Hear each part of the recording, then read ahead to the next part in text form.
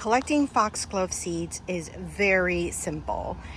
These foxgloves are the ones I want to collect from because these are a gorgeous purple that I absolutely loved. Most of mine are a peachy pink, but I really wanted these purple ones. So once the main stem had stopped blooming, I did cut it a little bit at the top because I wanted to accelerate it going to seed. And now the seed pods that left behind are looking like they're starting to crack open. These are not mature yet, but everything else is looking pretty mature in there. So you can just cut it and then just shake it around in your garden so that it will self-seed. So I took a few pods already from here. I just took individual pods and then shook them around this garden. But I also want to put it in other places in my garden, so I am going to be collecting these seeds. So all I'm going to do is I'm going to place a paper bag over it just to see that I can collect most of the seeds. And then I'm just going to cut the stem and I'm going to hold the paper bag so that I can place this upside down.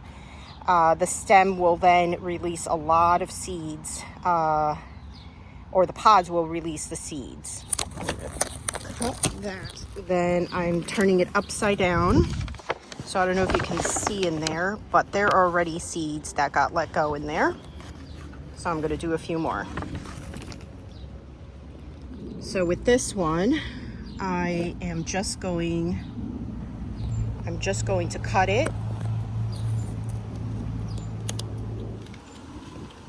And then I'm going to just place it inside the paper bag upside down. All right, let's get these inside. So here is just one pod and it's already open, and there's still a ton more seeds in there, and each and every pod holds a whole lot of seeds. So you don't really need that many. You just need a few pods to collect quite a bit of seeds. Look at that. That is a really good amount of seeds. And I'm going to go ahead and collect whatever I can from this bag.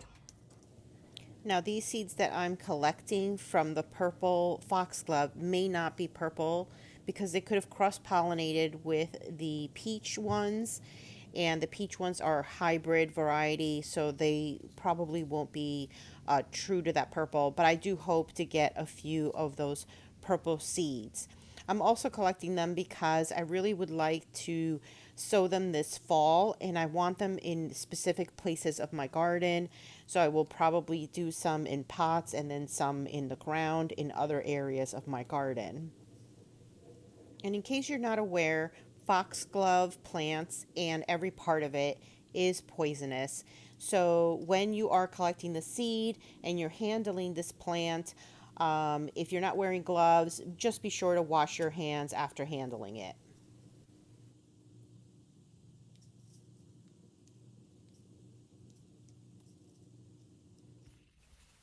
And this is all the seed that I collected just from those two plants that I cut back. And as you can see, these seeds are super, super tiny and very, very minuscule, kind of like poppy seeds, very, very small, maybe even smaller than that.